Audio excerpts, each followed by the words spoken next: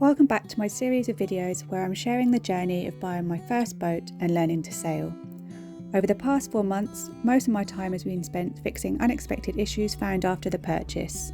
The last 2 months have been a mixture of remaining jobs and finally starting to spend some time on the water learning to sail. This weekend, David and I head out to Onetangi Bay on the north side of Waiheke Island. Onetangi Bay has a 1.9 kilometre stretch of white sand beach, making it the island's longest shoreline. The name Onetangi translates to Weeping Sands in Maori, which is a reference to a historic battle that took place in the area during the Musket Wars. From the marina, we navigated eastward across the Gulf. The direct distance between the 2 points is approximately 35 kilometres or 22 miles across the Hauraki Gulf, and it can take between 3 to 5 hours depending on the conditions. Once again, Jason was out on his trailer boat taking advantage of the unusually fine autumn weather.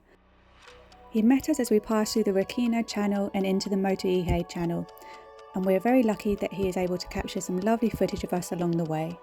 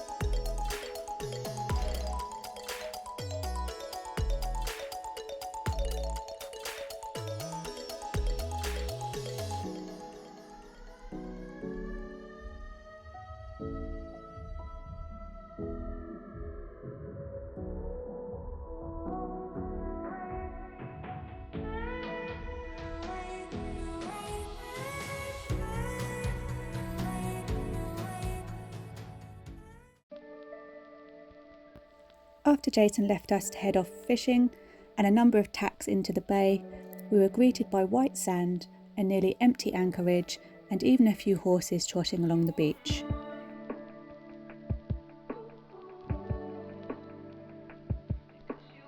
We dropped anchor in the soft sand and enjoyed a relaxed picnic, soaking up the crisp sunny day and the stunning views around us. A little while later, Jason joined us, rafting up next to our boat after a successful fishing trip. He'd caught 3 snapper and a gurnard. To circumnavigate Waiheke Island by sailboat, the distance would be around 35 to 40 nautical miles, or 65 to 75 kilometres. On average, for a cruising sailboat, it would be expected to take about 6 to 8 hours, depending on conditions and experience. If you continued past Waiheke Island to the east, you can head towards the Coromandel Peninsula. To the north, Great Barrier Island. To the south, you can explore the Hauraki Gulf and its many islands such as Rangitoto or Motutapu. Or to the west, you'll find Auckland Harbour. It was time to head back to make sure we had enough time to get back into the tidal marina where my boat is kept. I lift the anchor, and let's just say I definitely look like a Hungarian shot putter named Halgar in the process. But to be fair, the anchor, chain and line weighs close to 20 kilos.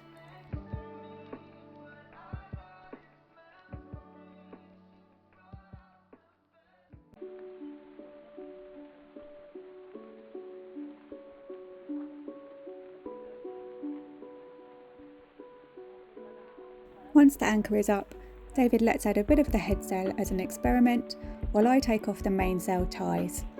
We turn into the wind and hoist the mainsail.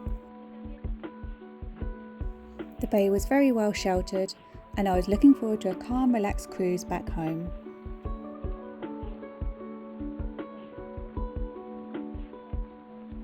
As always, checking the Windy app before and during the trip, we knew the conditions on the way back would be a bit less calm than our journey over, but the forecast didn't show anything too concerning for a novice sailor.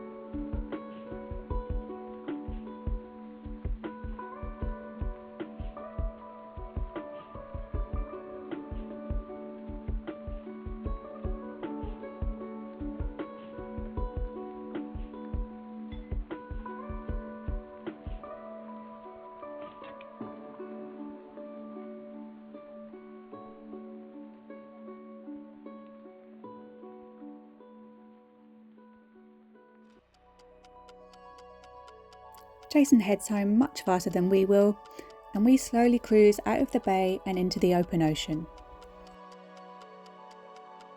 With the noise islands in sight and the sun setting much earlier now that the clocks have changed, we soaked up the last light of the day as we cruised along.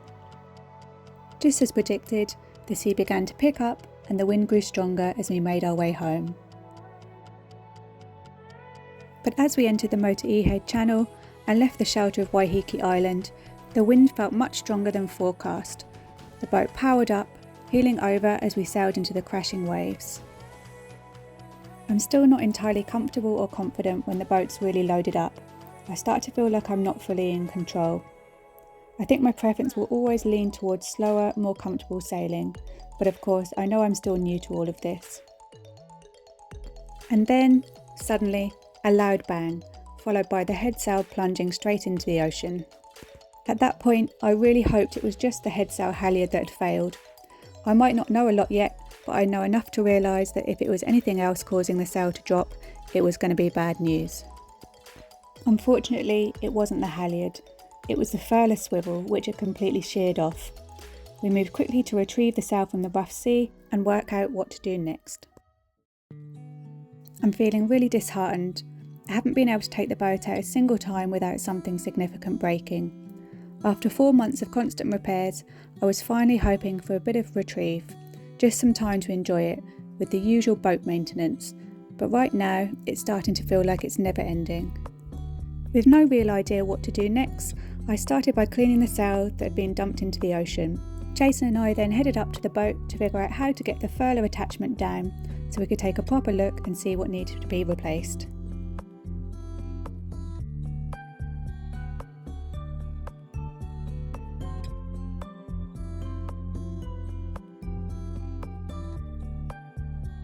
After a couple of attempts, we managed to rig something up that we could hoist and hopefully hook around the furler attachment to pull it back down.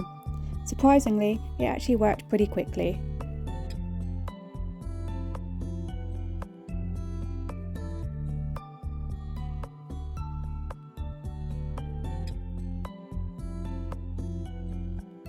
Here you can see the full unit, including the swivel at the base that snapped off, which was originally connected to the top of the headsail.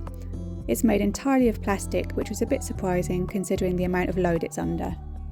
The next day I used my drone to get a better look of how the forestay is connected to the mast. I figure the forestay will need to be removed to replace the furler swivel, which is terrifying to me, as this holds the mast in position.